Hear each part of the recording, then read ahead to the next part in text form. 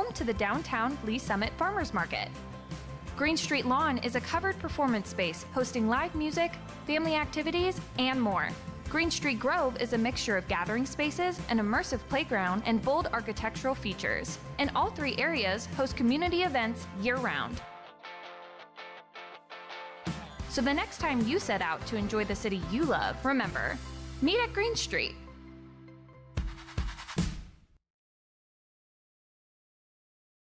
Hello, Lee Summit. I'm Jordan. Here's your flash briefing for the week of August 17th.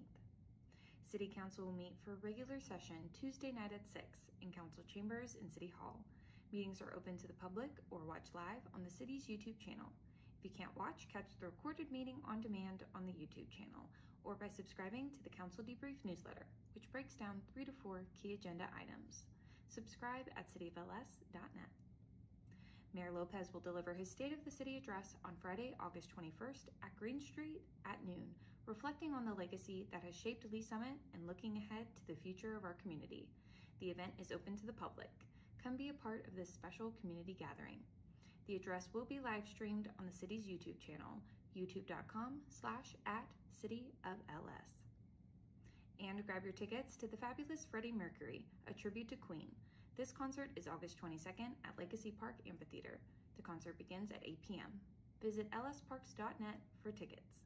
Thanks for listening and have a great week. Keeping our city beautiful is a collaborative effort for all citizens. The City of Lee Summit supports these efforts with a set of guidelines or ordinances, and the city's neighborhood services team helps put those guidelines into practice.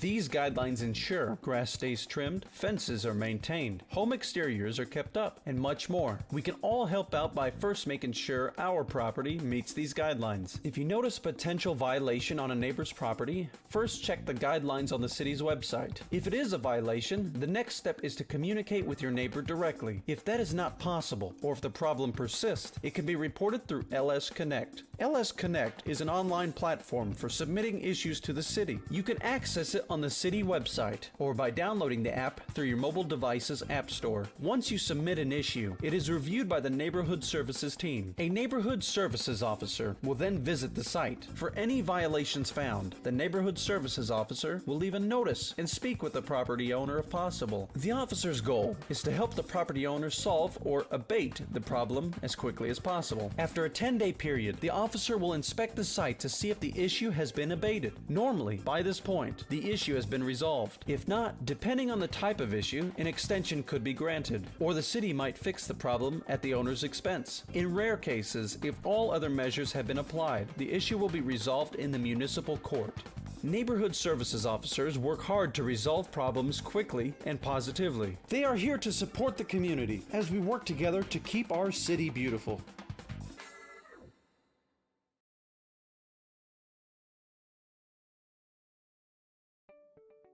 All of the city's storm system end up either in a creek or a lake. We have 5 or 6 lakes in the city.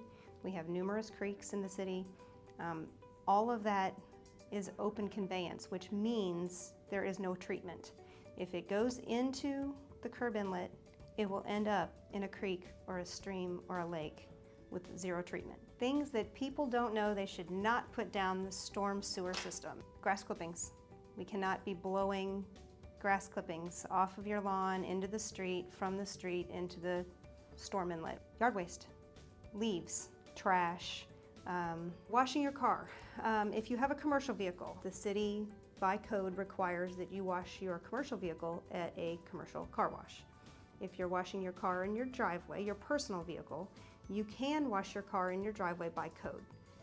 Keep in mind though, that all of the soaps, the detergents, everything you use, the waxes on your car will discharge down into the storm sewer. So we would recommend that you use an actual car wash to just get all of that captured properly, and it will then be discharged and managed properly, as opposed to potentially impacting the streams that are nearby. 4th of July comes along, people shoot off their fireworks, they leave them at the edge of their driveway, which is a good place temporarily, let them cool down. But at the end of that, they do not belong in the street to get washed down the street, swept down the street into the storm system. If you don't want to swim in a lake full of trash, We don't recommend you discard your trash that way.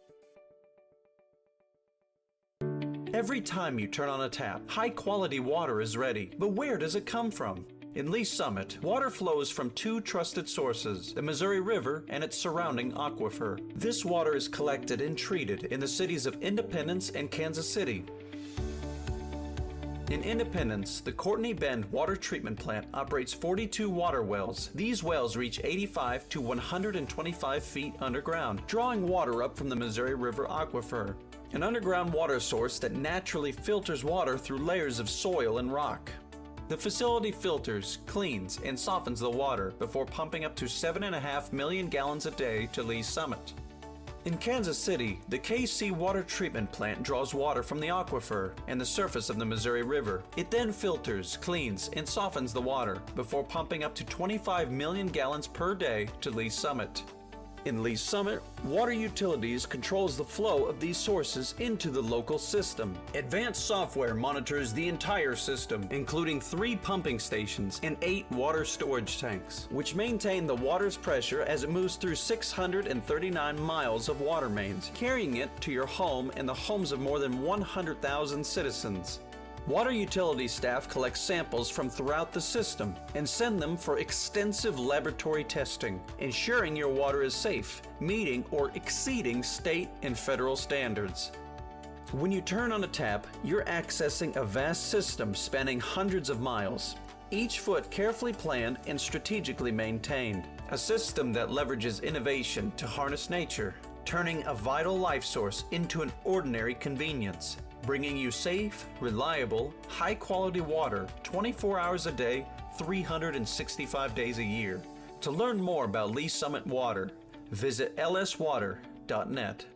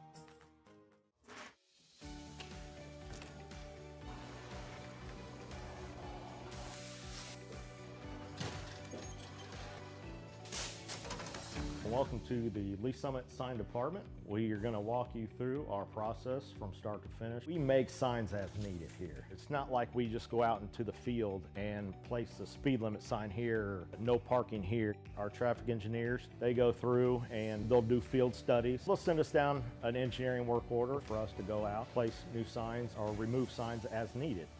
Coming from the material, our blanks come in and they're just aluminum blanks. We can put our white, our red, our fluorescent yellow, green, whatever. And basically what it looks like is just that there. Throw it up into the roller.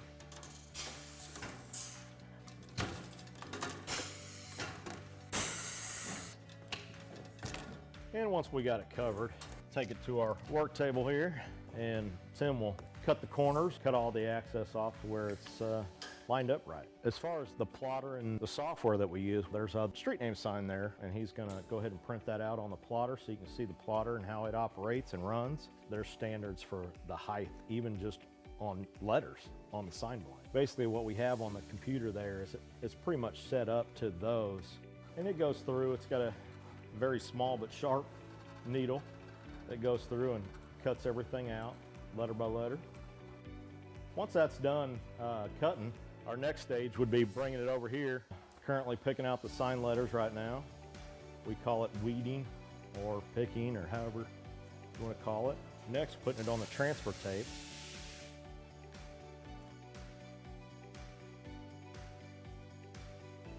Then after it's taped, we bring it over to the roller. That's where we apply it to the actual sign blank. And we'll roll it through one time just to get the air bubbles out.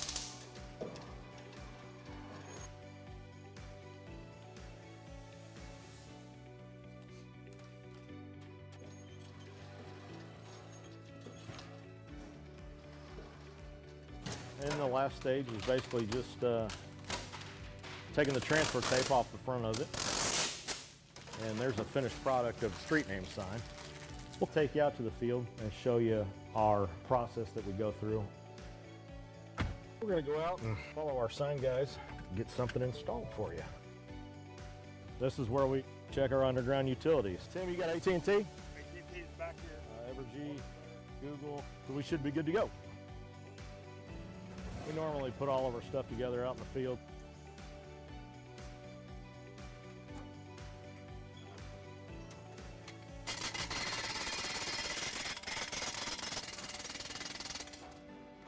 Then once the base is installed, we'll go ahead and put the post in there. We've come up to perfect. And that's how we do it. Simple, quick.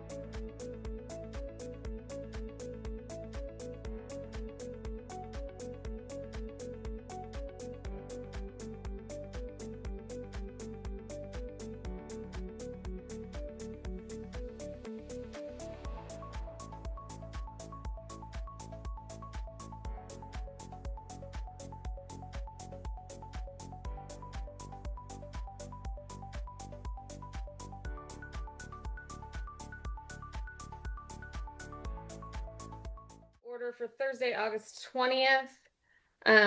Could I have a roll call, please? Miss Chairperson, Bellamy, Chairperson Carlisle, present. Councilmember Atkins, Present. Councilmember Cravens. Oh, you're not, you're muted. I'm here. Okay. Councilmember Pryor. And she's muted. We see her. Let her get a second there. Oh, there we go. There she is. Are you here? We can see her. We can't hear Okay, her. we still can't hear you.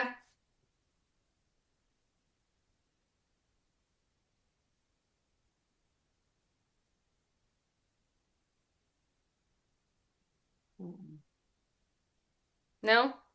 No. Can you hear us? Okay.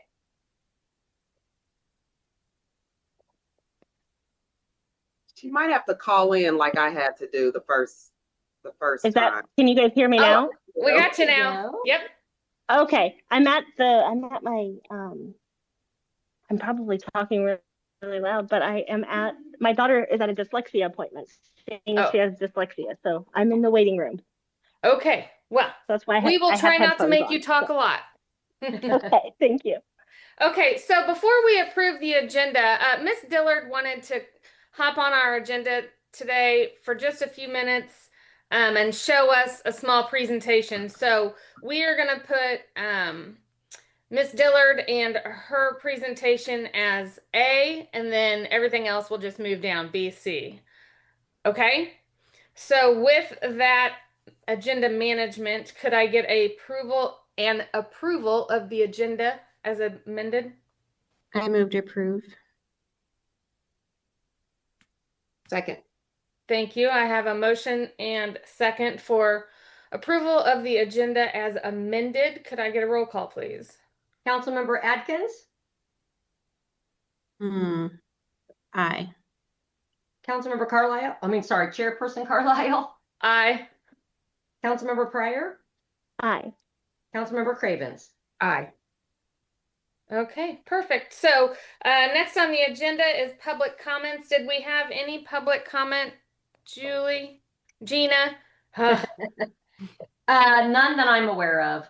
We did Okay. have an email that I think we should include from Mr. Chip Floyd Okay. that I think went to the entire body previously. We don't have it attached to this agenda. I really hadn't even thought about this until just this moment, but we will attach it to the packet and to the record because it was related to this meeting, and it was comments from a citizen saying, you know, I don't think I want to be part of the meeting, but here are my thoughts on these issues. So I think it's appropriate to include them with this with the record. Perfect. Thank you very much for that. Okay, next item is business. So A, we will have Miss Dillard and her presentation for us. Miss Dillard. Yes, thank you very much for accommodating. I just knew this meeting was coming and that decorum is top of mind for this committee. And so as you guys are working through some of those things, I thought it might be valuable to share with you some pre-council meeting slides that I thought we could air I say air, broadcast on the screens. So let me see. I just sent a share request to be able to share my screen, or I wonder if I can upload the presentation to this. It just takes it a few minutes. All right, let's do this. Okay.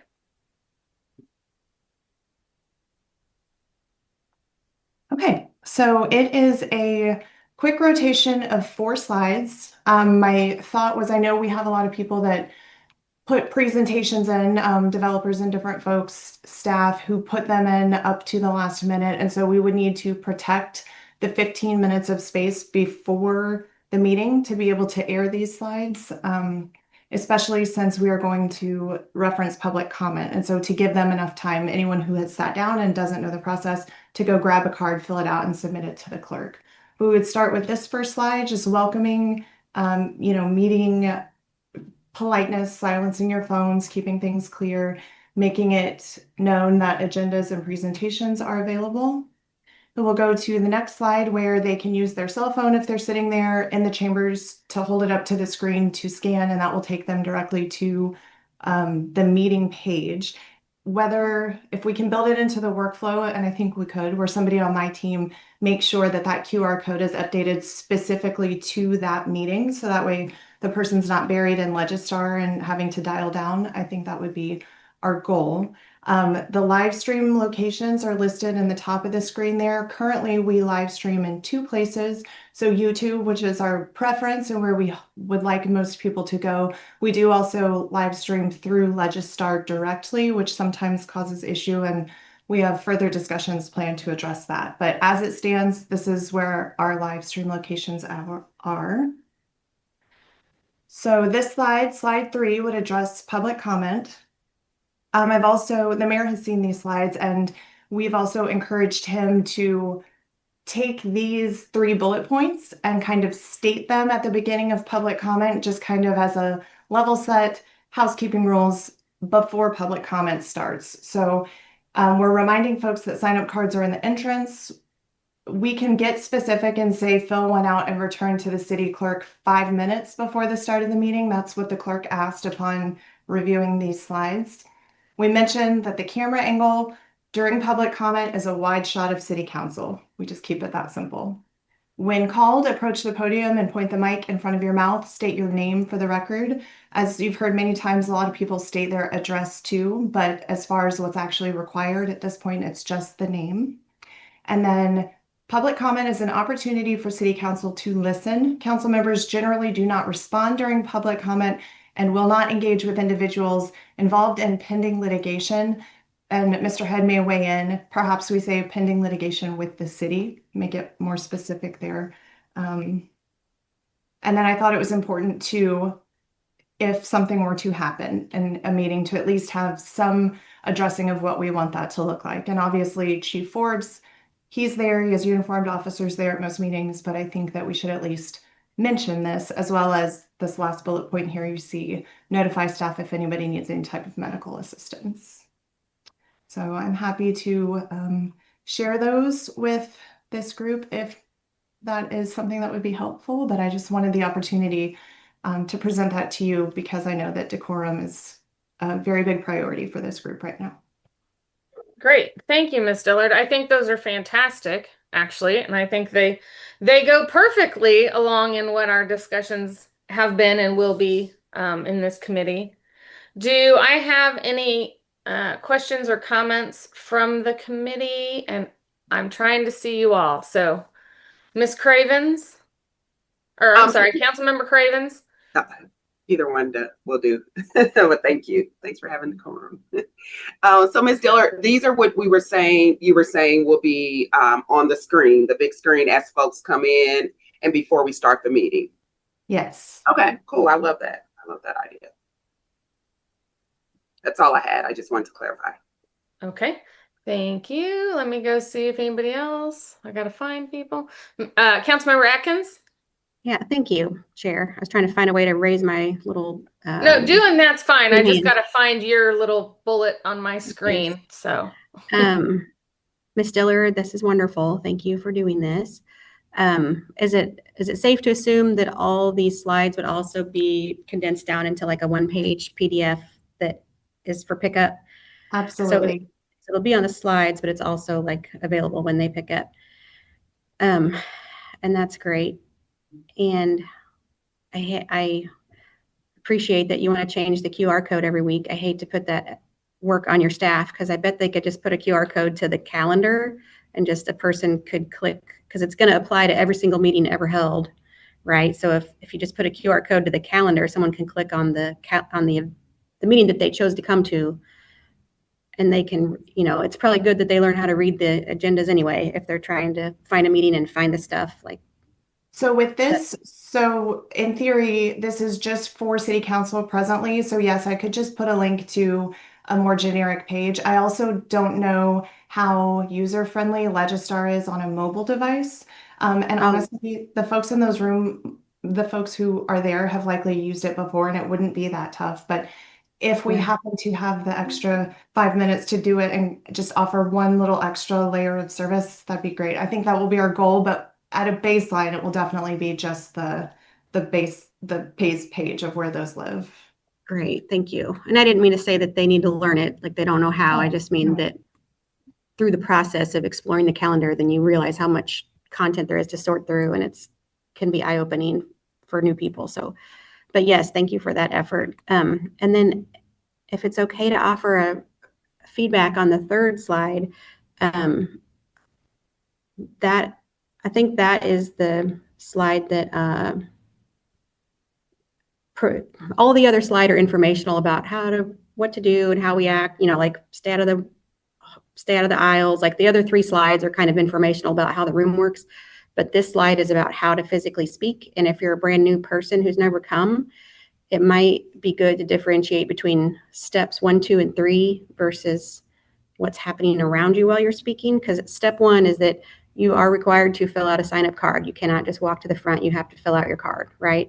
And then step 2 is be prepared to stand up and swear with your hand up that everyone has to stand and swear on I don't know what we're swearing on, swear on the Constitution that you're going to. I think what you're trying to say, Councilmember Atkins, that's for sworn testimony. That's not for general public comment.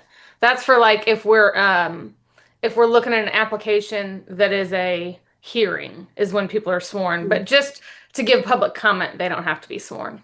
Well, then maybe that distinction could be built into that third slide. Like if you're going to speak on a public hearing, this is the steps 1, 2, 3. If you're going to just do random public comments, these are also the steps 1, 2, 3. Because if it's different for each, then that's a nuance that's just worth documenting. And then you will, there should be something in there about there's a 3-minute time limit. The clock is going to be off to your left. Watch the clock. Like those tangible details for what physically happens to you when you are about to speak. Because if someone's never spoken before, they may not know they got to fill out the card. They may not know they have 3 minutes. I don't know if the 3 minutes was listed in there. And they may not know that they're going to have to stand up and swear if they're going to come to a public hearing. So public hearing and public comments are 2 separate things and probably deserve 2 separate steps 1, 2, and 3. And then and then it is good to say that council members generally don't respond during public comments. And that's kind of, it is, that third bullet point is informational about it, but it's not a step. So my instruction brain is thinking, what steps do you go through? And then what do you need to know about what you just went through? So that's just my feedback, is maybe separating out what they physically have to do so that they're not nervous about, did they do it correctly? Okay. Well, thank you for that, Councilmember Atkins. I do think that's, I'm sorry, who's talking now? Did I interrupt I just followed somebody? up to say, I just followed up to say that I do see the 3-minute clock up at the top now. I didn't. Oh, okay. I gotcha. Okay. So thank you for those comments. Yeah, I do think that it is kind of step 1, step 2, step 3. That's great. But we may also need a separate slide, I guess it would be, for public comment during a sworn hearing. I wouldn't try to put both of those things on one slide. That's too much. I think I like the way this is, and I'm still not seeing all the bubbles. Is anybody else want? I don't see Councilmember Pryor turned her light on, but she's not always on my screen. So, Councilmember Pryor, did you have any comment? You can just shake your head if you don't. I don't. I like it. I think it's a great idea. Okay, thank you for that. All right. Councilmember Cravens? Yes. Yeah, so just one other point of clarification. If we do the separate one for the hearing, I don't know if it's necessary because I don't think too much information overload is, too many slides will be effective. But for the public hearing, is that the space where they also have to state their address? Because that gets missed. So I don't know if we want that to be something that we, enforce, or if it's I would leave that question to Mr. Head. I'm not sure that it's a requirement that they speak their address out loud for the hearing, but I would leave that to staff to tell me. Mr. Head, could you? I will have to look specifically at the rules because I thought it was required for public comment, and Megan's looked at the rule more recently than I have. But we'll make sure that if it is, we'll make sure that that's noted. If it's not, then it won't be. I will say I also like the idea of having adding a 5th slide for public hearings because I do think it's confusing to folks. And there are some special things like, the mayor may request that multiple commenters, have a spokesperson and some things like that. Also, if we wanted to, and Megan may tell me that technically this is going to make it difficult, maybe a QR code to the specific rule about public comment, because we have combined the rule about public comment and public hearings as far as how the public speaks and how long the speaking is and all of that. So we do have kind of one section where that is all housed, but I can talk with Megan about creating that 5th slide, and we'll be happy to get that together. And I do think a 5th slide is probably a good idea addressing public hearings. All right, thank you. Well, until that is made, I think this is fantastic. It's informational, it's easy to follow, and yeah, I think we should start using it as soon as we possibly can. Thank you for the thumbs up, Councilmember Cravens. I like that since I'm not always seeing people. Do you, Miss Dillard, need anything from us? Do you need us to vote on anything, or was this just a, hey, FYI, we're going to look into putting these on in front of the meetings? Exactly the latter. Yes. Okay, great. Thank you. So we do not need to take a vote on that. Is there anything else you wish for us to know, Miss Dillard? No, but I very much appreciate your time. And I appreciate the collaboration between the city work and then just the courtesy of working with the committee and making sure you guys know before this just appears on a Tuesday night. So thank you. Perfect. Thank you very much for your time as well. Okay, so next item on the agenda would be new item B, 2026-7769, approval of the action letter for July 16th, 2026 City Council Rules Committee meeting. Do I have a motion? Motion to approve. Somebody gave me a motion to approve. That's fantastic. Do I have a second? Second. I have a motion and a second to approve the action letter from July 16th. Could I have a roll call, please?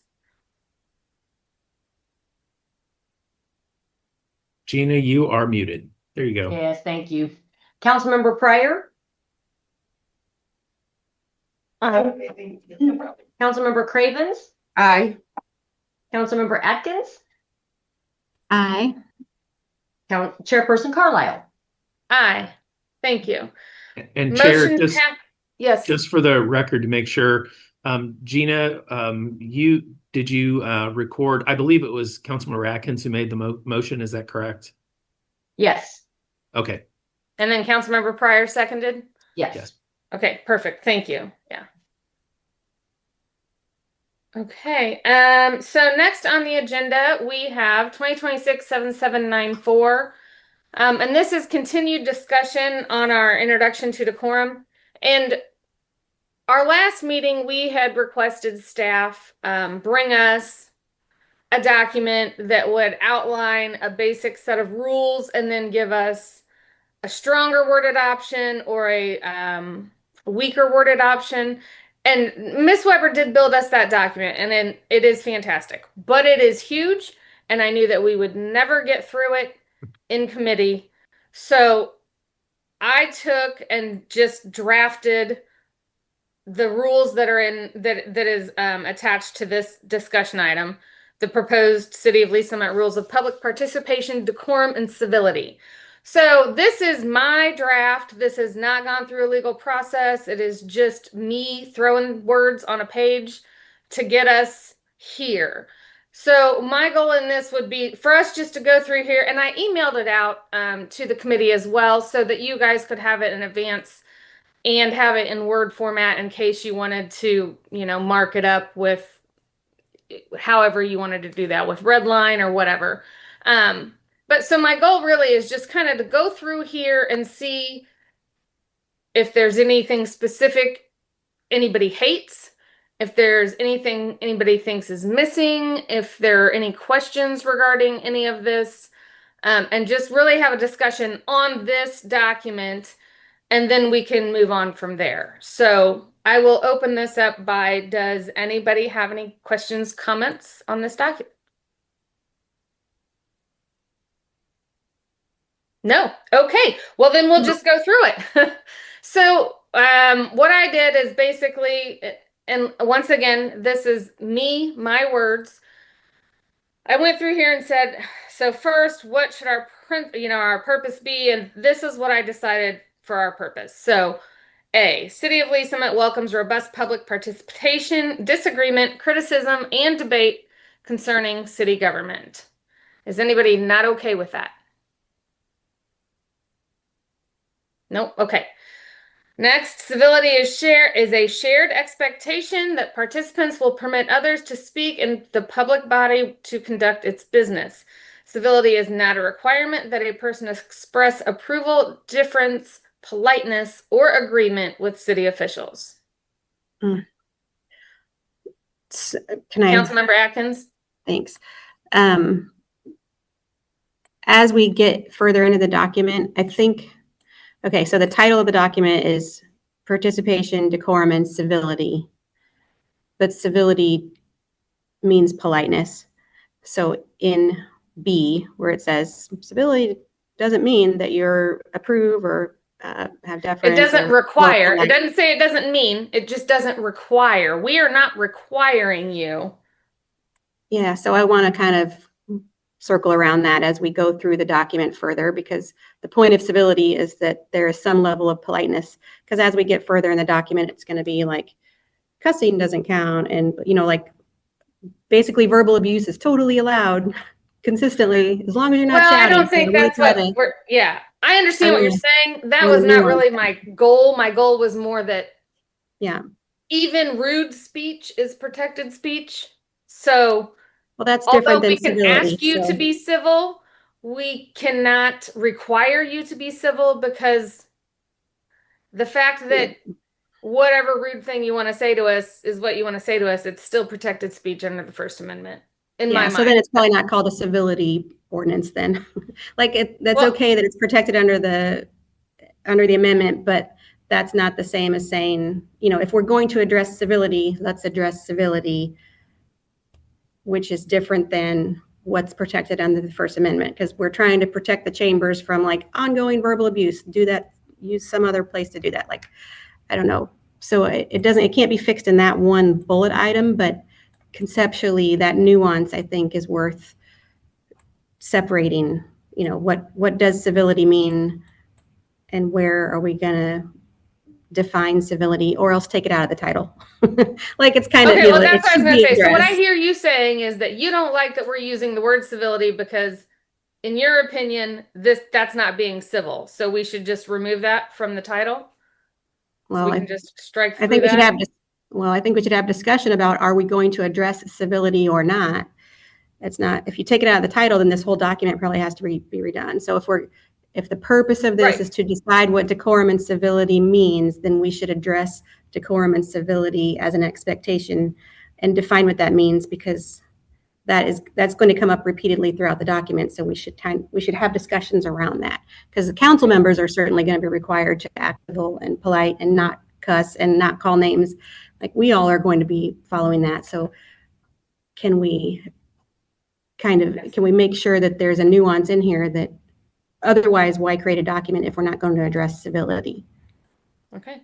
I hear what you're saying, and that's why we are having this conversation, so that we can discuss that. In my opinion, we can still address civility while still having it be a request, since we cannot demand it. But that's my opinion. Councilmember Cravens, I saw you unmuted. Yeah. So I think kind of the purposes of kind of what we previously discussed is us wanting to set the tone of how we see decorum. And so I agree with Melanie. I think that, and I'll go back to that since it's not on the screen. I think that obviously, yes, we cannot, take away people's ability to speak and say their, what's on their mind. However, we do want to set the tone that we don't want to be getting cursed out or inappropriate threats or, any type of inappropriateness that attacks us at the dais. Mhm. And so I think that, kind of putting in wording means a lot, because what we don't want is people to use our words against us and say, well, you said it's okay to curse you out. Like, that's all right. And you're saying we cannot, that's something we can very well come in council and do. So I think we're giving a little too much leeway, if you will. I think that we should focus on what the expectation is, rather than naming all the things you can do. Because it's the messaging that I think we're trying to get to. Okay, perfect. So Thank you. I understand what you're saying. Yes. And I hear you. How do we fix this document to do that? So what we can even say in point B, we can leave that first sentence, and we really can, let's see, person express approval. Wait, let's see.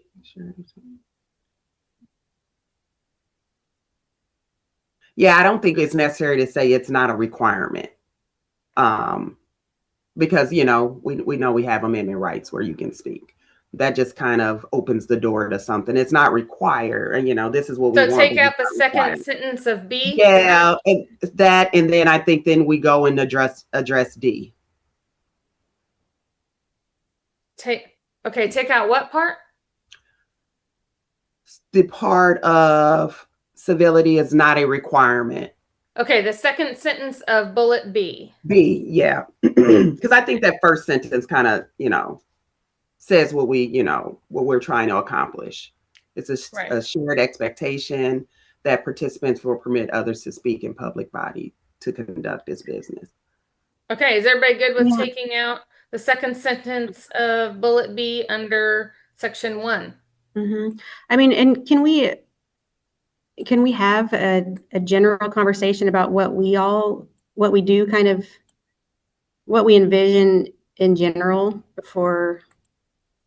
I mean, is it better to kind of discuss what we're kind of expecting so that we can edit one sentence at a time and like have the discussion about what we consider and don't consider? Or would you rather? Well, I mean, I think we had that discussion last month, right? We all gave our overall expectation, and so from that, this is what I gathered. But like I said, in my words, so that we could mark it up however the committee felt it needed to be done. Okay. So Okay. So it's with Councilmember Pryor just not being on screen, I am going to assume she agrees with what is being said to be removed, unless she otherwise says. Is that okay? Sorry, no, I'm good with whatever. I'm scheduling my daughter's next appointment. Oh, I'm sorry. Okay, sorry. But, Yeah, no, but yes, I agree. Whatever you guys are saying, I agree. I Okay. mean, I'm not, I don't have a lot of strong opinions on this. I'm good with the consensus of the group. Okay, thank you. Thank you. Okay, then, so I've redlined second sentence of B. What about sentence C? How do we feel about that one?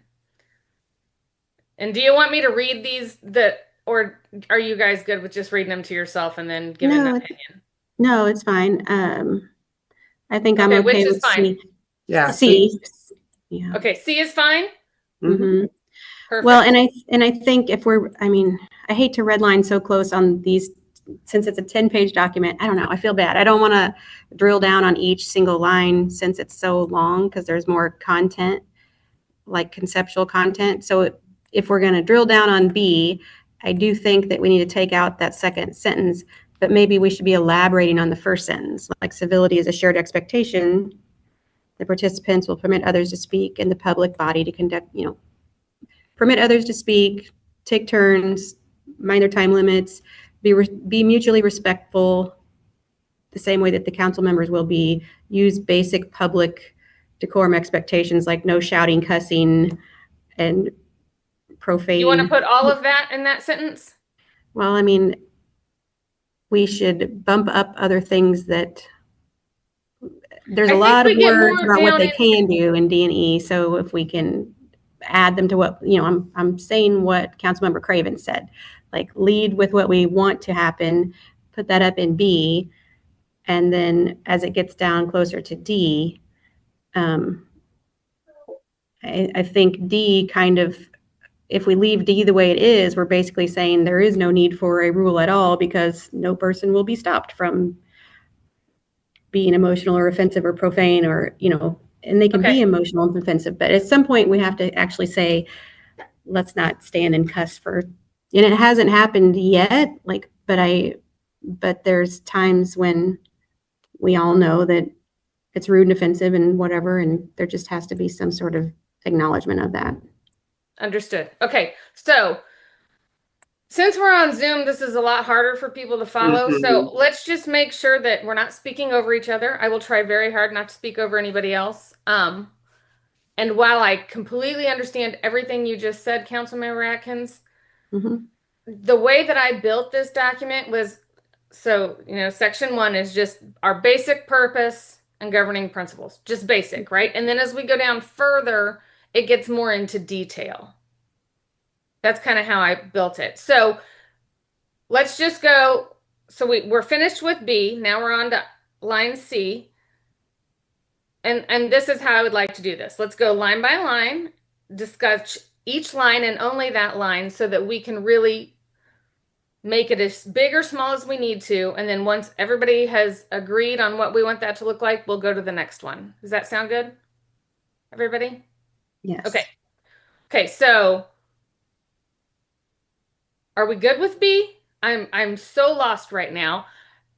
Do we need to leave B like that? We're taking out the second sentence. Is there something that we need to add to B since we have removed the second sentence? Council member who would like to speak first? Council member Atkins? Thank you. If we could elaborate on B, on the first sentence of B, because it says civility is a shared expectation that participants will permit others to speak. So I'm sure that we can find a way to elaborate on that, but it's difficult in this setting unless we're sitting with a red pen and trying to do it. It's going to take a long. So yes, I would say when we do our second draft of this, can we elaborate on B so that it includes more than permitting others to speak? And yes, we want the body to conduct business, but can we do it with politeness and respect and without the use of profanity in a public setting, which is find a way to put in writing, you behave the way you would in a restaurant. Like, don't stand around. I think making general comments like that will get us in trouble. I've seen people in restaurants. And it's just not good. Everyone knows what it looks like when it's not good behavior. So surely there's a way to find words for that. Okay, so what I'm doing, I have this document pulled up in Word and I am editing and making comments as we go along. So, Councilmember Atkins, I wrote that you would like to elaborate on B. So if after the meeting and before the next, you could figure out what that elaboration looks like and then just circulate it to the committee with that Word document that I sent, that would be fantastic. Thank you. Here, Councilmember Cravens, did you have anything else to add to B? I would say I do not, because I mean, unless we're going to give a definition of what civility means, I think that just saying it, stating it, we then take trying to be too specific on how people are speaking. We just leave it there, because I don't want to get too specific, like we're trying to tell them how to feel, how to express themselves, because everybody is not going.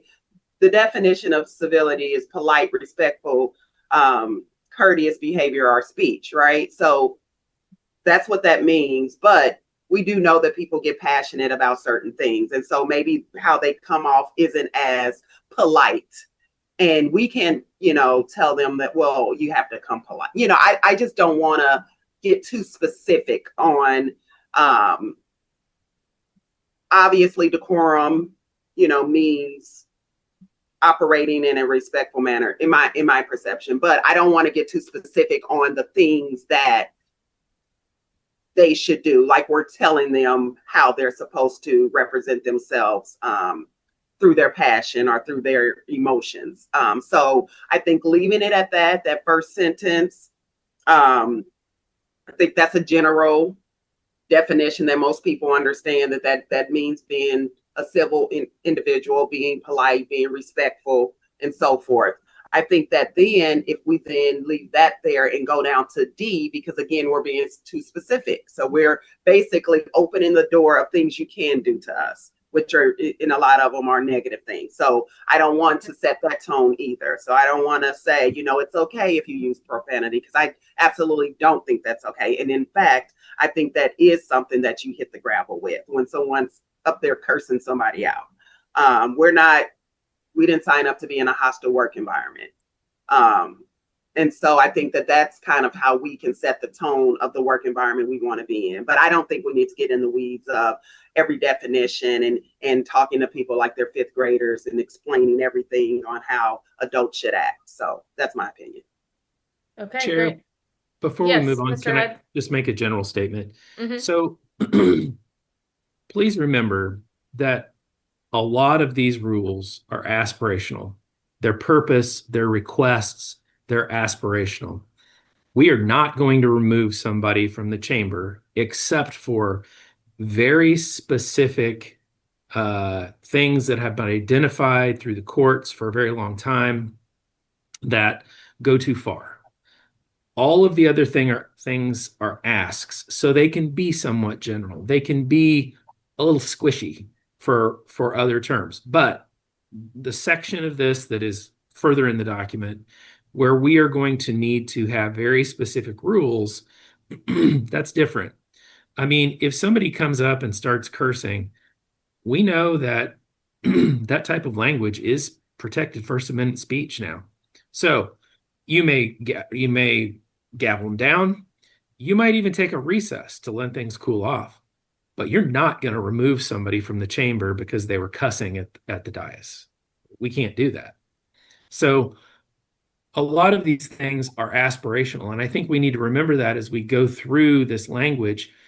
You don't necessarily have to have, for a lot of this, you don't have to have super precise language. Now, we'll want to vet it out and make sure that we're not arguing for something that is, purely unconstitutional. But this part, especially the purpose, it's aspirational. It's what we hope to achieve. It's not telling people we're going to cut you down and take you out of the room if you don't do these exact things. Perfect. Thank you. Okay. So with all of that that's been said, we're still taking the second sentence out of C. Councilmember Atkins would still like to elaborate, but she's going to do that and let us know what that looks like. So let's move on to C. What do we think about these rules shall be administered without regard to a speaker's identity, residency, affiliation, position on any issue or viewpoint? Are we good with that one? Good. I'm good with that one. Councilmember Pryor, I think you're driving now. I do not want you to be in an accident, so. I am driving. I'm not watching the camera. I'm watching the road. But yeah, I mean, I'm really good with whatever. I think Mr. Head stated it very clearly. Like my opinion on the rules of decorum, the majority of the people follow these anyway, and the people that don't follow them, a lot of it's protected speech, and I don't know that a paper with rules is really going to make a difference. And so I don't know that we've it's always good to have some rules and guidelines in place, but I'm not super passionate about it. So I'm just really good with the consensus of whatever the group is. But yes, so that's a long way of saying yes, I'm good with it. Yeah. Thank you. Okay, so C, we're good. D, no person shall be stopped, ruled out of order, denied an opportunity to speak, or removed solely because the person's remarks are critical, accusatory, emotional, offensive, profane, embarrassing, or directed toward an identifiable public official. Now, I know that you said, I heard both of you say you had a problem with D. With Mr. Head saying what he said, do we still think we need to change this? And if we do, I'm good with it. Just let me know what we want to take out. I still think if we are creating this document, I mean, you know, all things that Mr. Head said is 1000% correct, but we're creating our decorum, like how we our ask. Our request of the public, yeah. Yeah. And I think that we don't have to put all of that. I think that we can simply put I love the first part, you know, no person shall be stopped, ruled out of order, denied an opportunity to speak, or removed solely because something like because they disagree, they're being critical or disagree with whatever. Okay, so are critical or in disagreement. Okay, so let me say remarks are critical or in disagreement. Well, you know, or directed towards. Yeah, or you know. So I was going to take out the accusatory, emotional, offensive, profane, embarrassing, and just say everything up until are critical, comma, or in disagreement, comma, and then or directed towards an identifiable public official. So can I make a suggestion here? Yep. I think I would say something more along the lines of, you guys can tell me if I'm crazy, and if I'm inserting myself too much, y'all tell me to get out of the way. I will. But I think I would say something like that. The city is committed to the highest standards of protecting constitutional speech. However, there may be times when speech becomes improper and illegal, and the city will act on those, or something like that. I like that. But we're saying that we are absolutely committed to protecting the highest standards of constitutional free speech, but also understand that there may be times when people can go too far. Yeah. We will define those much later. We don't have to define those in an aspirational statement. Yeah. I like our purpose. Okay. Yeah.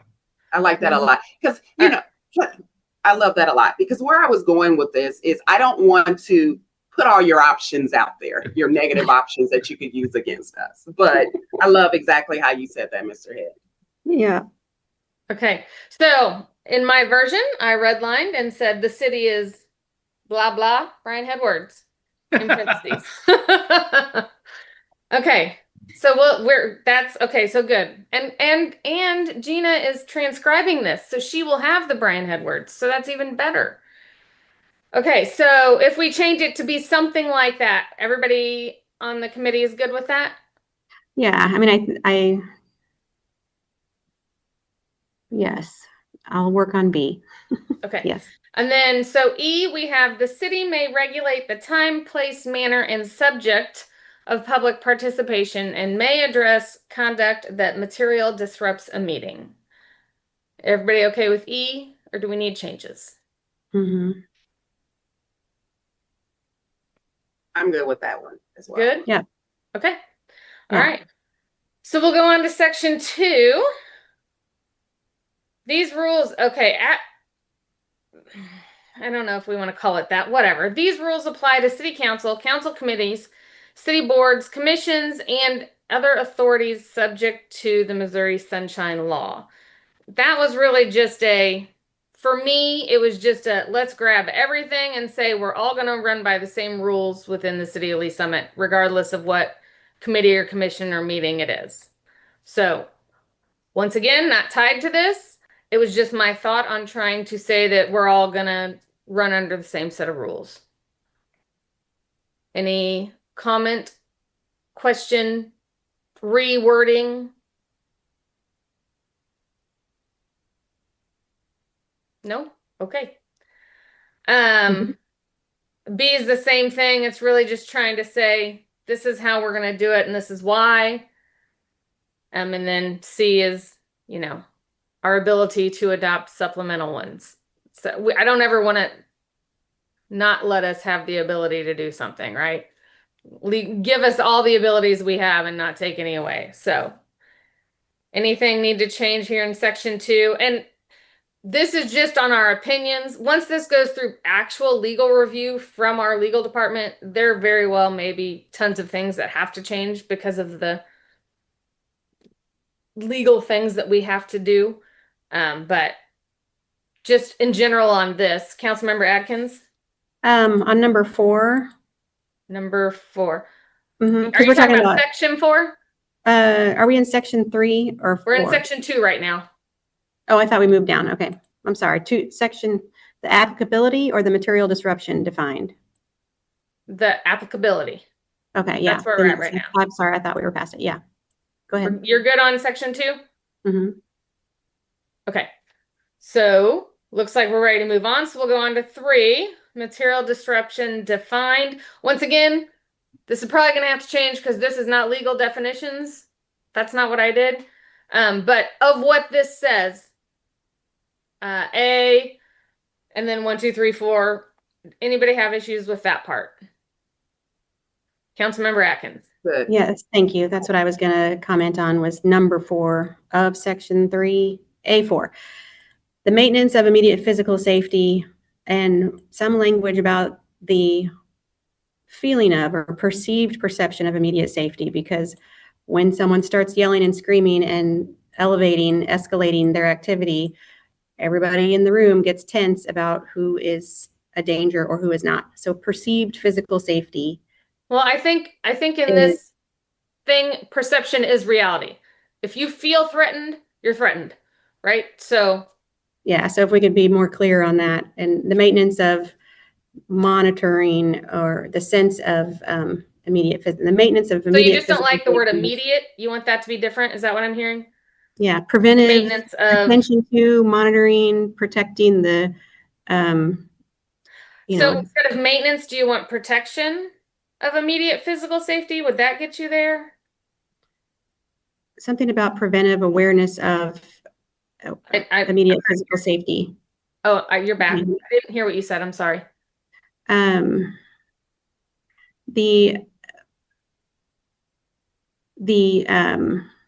Something about the sense of, or where conduct that actually prevents or substantially interferes with the feeling of safety of the residents in the room.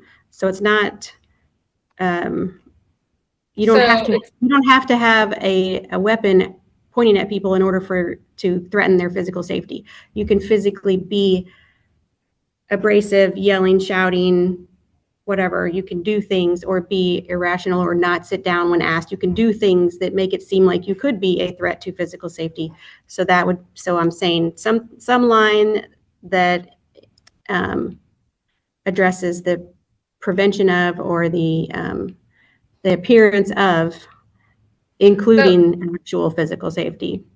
Okay, so instead of the maintenance of immediate physical safety, we could say the protection of immediate physical safety.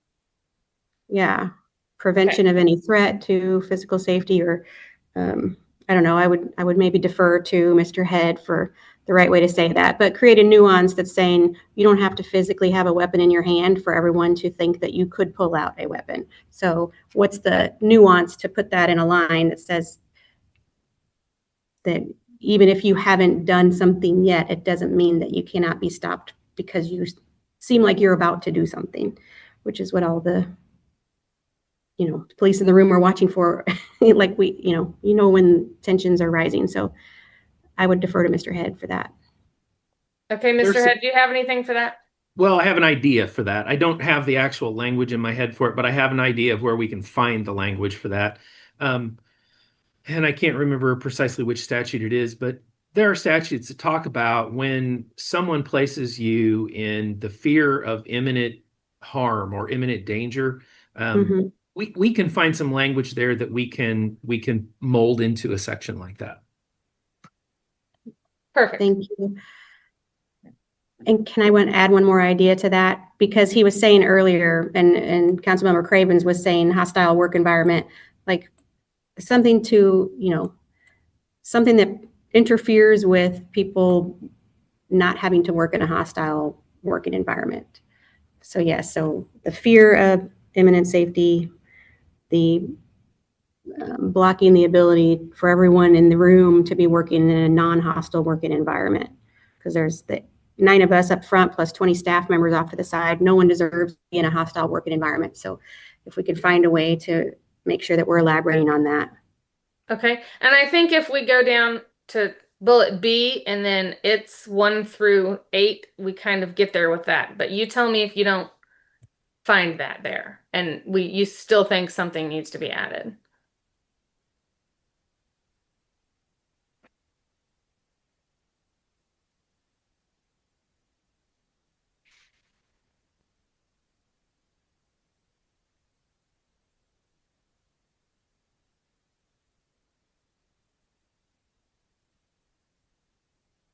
Yeah, those all seem. Okay, you think that covers what you were just thinking?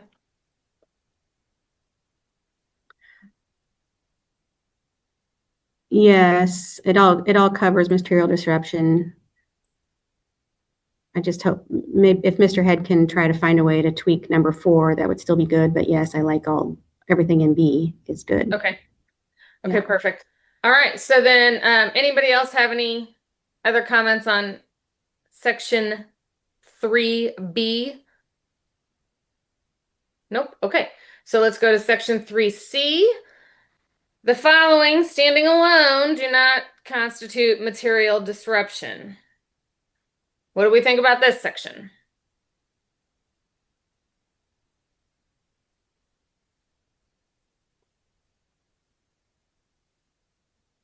Does profanity need to be expressly? I mean, we don't have to expressly put it in there. I just did it because I know it's protected speech, but we don't have to label it. Yeah, I would rather leave it out or even find a way that it does include material disruption, because I think we can just say, I'll just take out profane, so to just say using offensive, insulting, emotional, harsh, or sarcastic language. I'm going to just take out profane. How about that? Councilmember Cravens? I know Mr. Head had his hand up first, and then I'll go after that.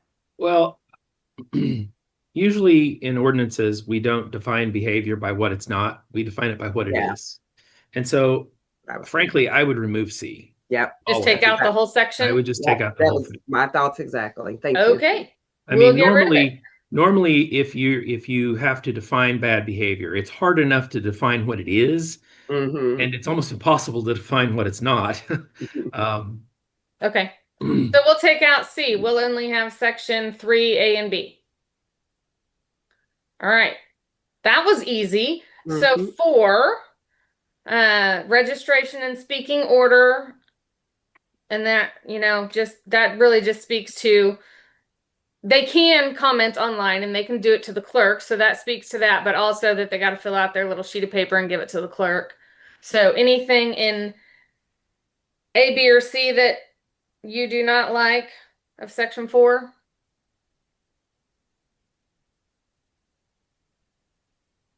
Um,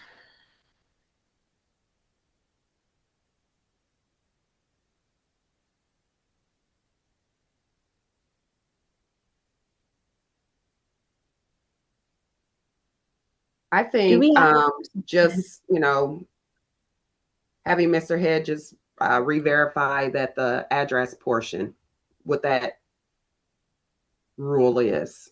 Yeah, I just don't remember. I'm Yeah, sorry. and then, input whatever Okay. that portion should say. Because I'm unclear too. I know it's been inconsistent, and I don't know if it's supposed to be for both the public comment and the hearing portion or one or the other. But yeah, just clearing that up, and I think everything else looks good to me. Okay, I put that in my little document here that we need to.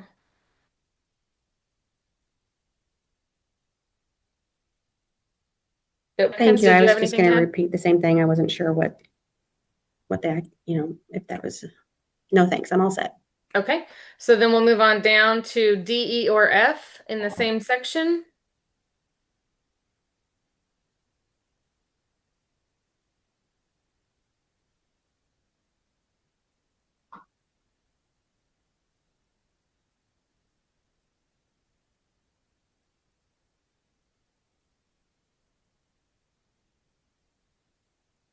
Again, on F, that may be duplicate. We may not need F. I would just have Mr. Head make sure that that's accurate, because we're kind of repeating whatever if we have an ordinance already that says what it is, then we want to go with whatever the rules are for standing up and speaking. I think, I don't care what they are. Whatever the rules are is just what this should say. Okay. Councilmember Cravens, did you have anything else that you thought to add? Nope. Okay, so section 5, general public comment. Let's break this up again. A, B, C, and then we'll do the rest. So A, B, C, any issues with those? So, Chair, Yes. we may want to step back and review the rules that we already have related to public comment, because I think in section 4 and in section 5, we're duplicating some of what we already have there. It might be that we want to refer to those rules in the decorum rules, but I don't know that we have to reinvent the wheel for all of those. Now, it might be worthwhile for you all to go back and take a look at those. It hasn't been a year since we did those. We did them in like February or March of this year. But it might be worthwhile for you to go back and take a look and see if there's any changes you want to make there. Or alternatively, we can move those and we can incorporate them in here.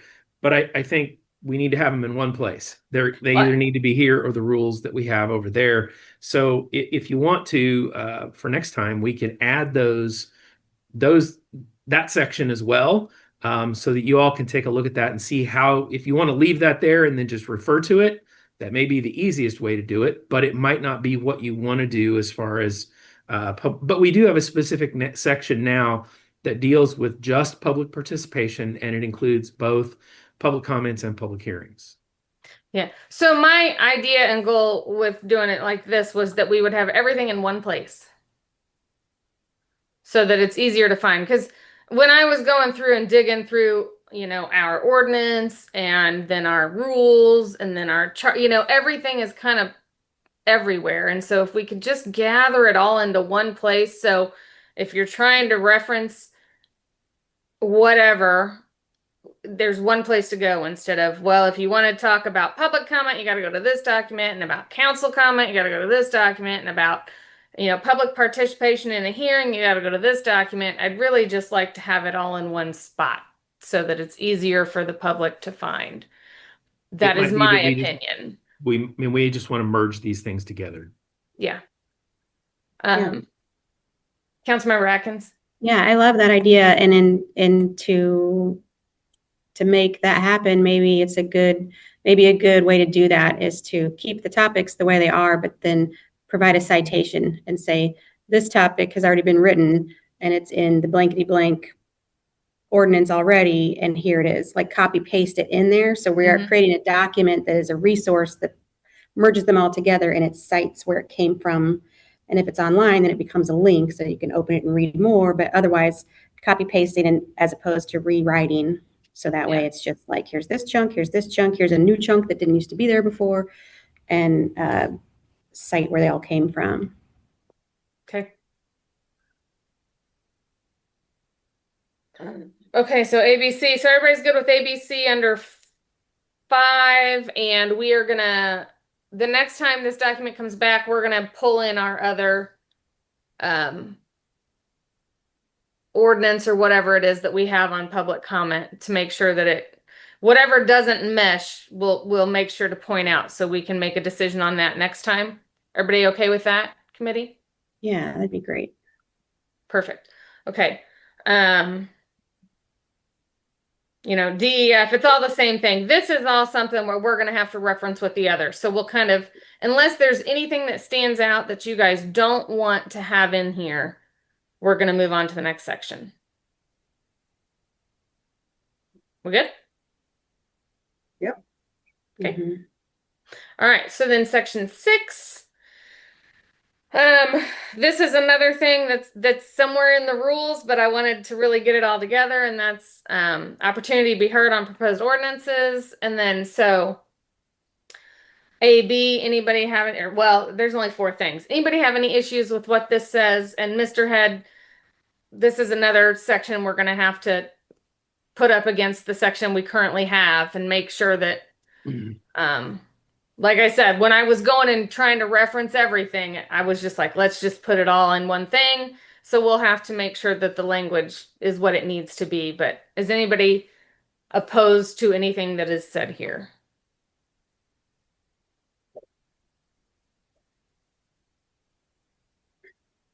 Councilmember Atkins?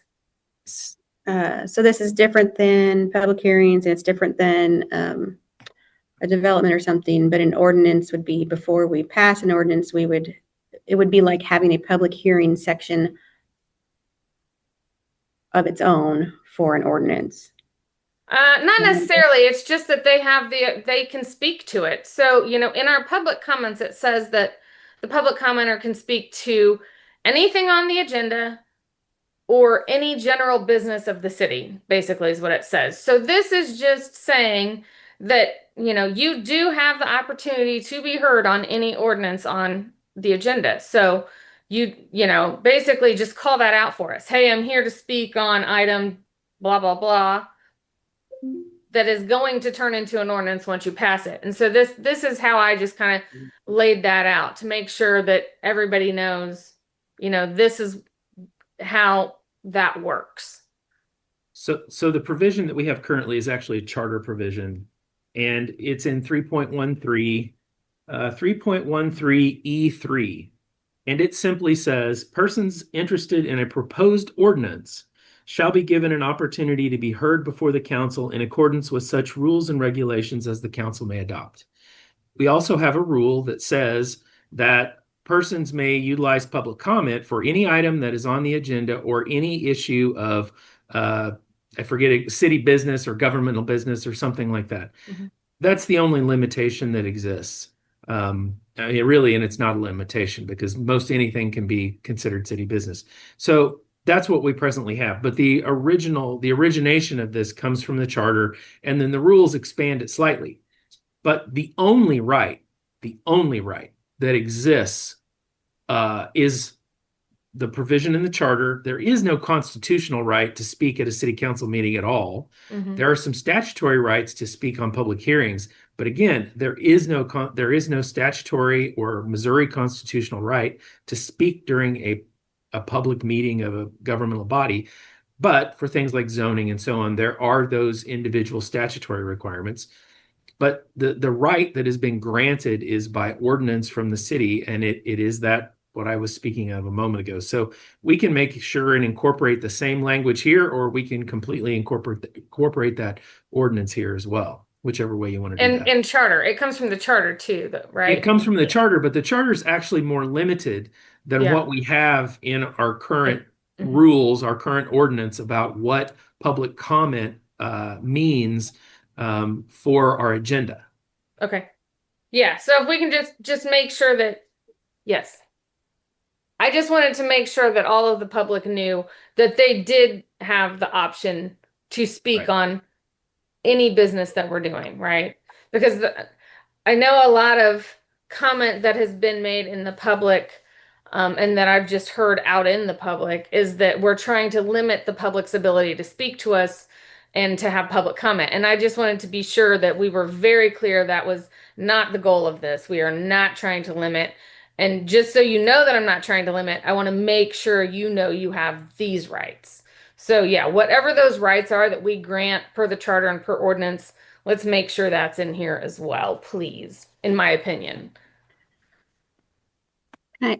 Councilmember Atkins. Can I just have a clarifying question? So is your intention to change the flow of any of our agendas? I mean, are you doing something tangible to provide more opportunity for comment? Or because right now if I understand correctly, right now there's the beginning of the meeting when there's public comments. So there could be 30 people lined up and they could all speak for 3 minutes on whatever they want. And then once the meeting begins, if there is a public hearing about a development, then there's also 3 minutes for those specific comments about that specific agenda item, right? But not necessarily every agenda item gets a public hearing. So what's the new? Right. So are you trying to add in a public comment section for ordinances on the agenda, or what's the difference?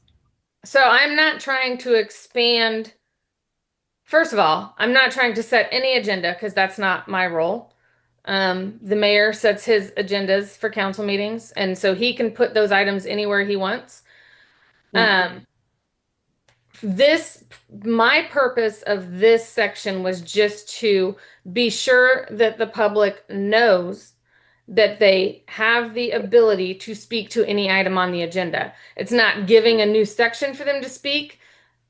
The section for public comment says you can speak to any item on the agenda. This is just, I thought it would be best for us to set out to make sure the public knows that they are granted the opportunity to speak to us. And that's what this was for. It's not adding any new sections to any agenda items. It's not giving public hearing on every ordinance. It's just for information for the public. That was it. Okay. Okay. But once again, we're going to have to, this is another one of those things we're going to have to cross-check against our ordinance and charter. And yeah, Mr. Similarly, I mean, we do have the section about public participation that covers public hearings. Mm-hmm. So we may just want to copy that in here and then work from that. Yeah. So we can use this as reference to see if we have everything covered, but we may want to work from that. But I'll work all that over before your next meeting. I say, because the very next section is public hearings. So on this document, it's like, so here's this, and then now public hearings, you get that option again, right? So do you want us to skip that so you can work through that? Yeah, we'll work through that and copy, we'll work in the ordinance that we already have. Okay. That one does have some pretty strict legal requirements, because there are certain things that we have to do and not do in public hearings in order for them to be considered legal, to meet all of the statutory purposes. Yep. Okay. Mm-hmm. So then we won't discuss that. Let's see, items or section 7 now. We'll let you work that over. Section 8.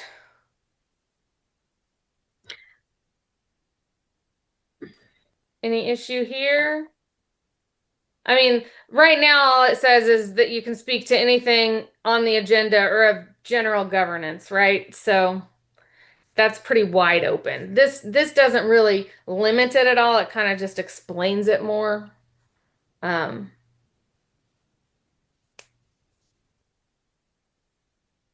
Anybody have any issue or question or anything for section 8? Is this Councilmember Atkins? Thank you. Is this something that would be duplicated somewhere else, or is this a new entry? This is a further entry. I would say this is more explains, the more general rule that we have. We don't have a great deal of detail right now in the rules related to the relevance of topics and what would be considered city business. Right. It just literally says city business. So I was just trying to expand on that so it's better understood by people. Because sometimes when people come in front of us, they think city business is the school district. And that's not our business. That's the school district business, right? Oh, yeah. I mean, that's that was my thought in this section is. Oh, yeah. I like the way that you said it out loud, because it could just say general public must relate to city operations as opposed to school district, or I don't know what else is comparable to school to Jackson County, or I don't know. I guess if they're asking us to take action on behalf of those groups, that might be one thing, but we can't really, we're not in charge of directing those groups. And so, but I like the way you said it verbally, because it points out what it's not. Right. So we used to have a lady who would come and complain that the United States government operated under terms of the ICC and that our currency was not hard currency and it was actually only script, and the flag that was flying because it had a gold fringe was blah, blah, blah. That has absolutely nothing to do with city business and does not belong on during our public comment. It's not an open mic night where you can come and complain about the president or the Congress or your representative or whatever else. It's about the city and it's your business meeting. Okay. Yeah, then maybe between the comments that the both of you made, that would be a way to define that further under B. Okay. And just say it excludes federal, state, and school district business in general. And in generally, it should just be focused on the city of Lee Summit. Okay. Do you have any comment for that, Councilmember Cravens? Nope. I think anything outside of city business is fine. I think that's clear to me. But okay. Nope. Well, I see that we are at 12:45. So I'm sorry we went 15 minutes over this time. So we'll stop here. We'll pick up next meeting and we can either continue on through the document or start over and see what Mr. Head has given us. But we'll stop here for that. So that would be section 9. And I marked it. Okay, so we will now move on to roundtable. Do we have any roundtable from the committee? Councilmember Atkins? Just thank you for putting all this together. Appreciate your work on it. Thank you. I appreciate that. Anything else? Any roundtable from staff? Next meeting, Councilmember Carlisle, thank you. Next meeting is September 17th at 11:30. It's the third Thursday. And nothing stands out to me that I would not be available. Anybody else? The 17th? Yes. Yes. I am open so far. I'm good too. Yep. Okay. So it looks like that's going to work unless something comes up later. Councilmember Pryor, you're good? I'm good. All right. Okay. So Mr. Head, then, do you have anything else to add? Nope. We will work on all of the rest of this, and Chair, I will contact you and find out if you want us to have all of that on the agenda for next time, or if you want to get through the rest of the document and then we come back with revisions, we can chat about that. Okay, sounds good. And if the committee would just let me know what they think is good, then I will have that conversation with Mr. Head, and that's how we'll proceed next time. Ms. Weber, did you have something to add? I saw your... Nope. Okay. She's actually staying on with me to help me get this transcription. Oh, Thank you, I gotcha. Okay, so then we are in adjournment at 12:47. Thank you all for coming and participating. Thank you. Bye. Thank you. Bye.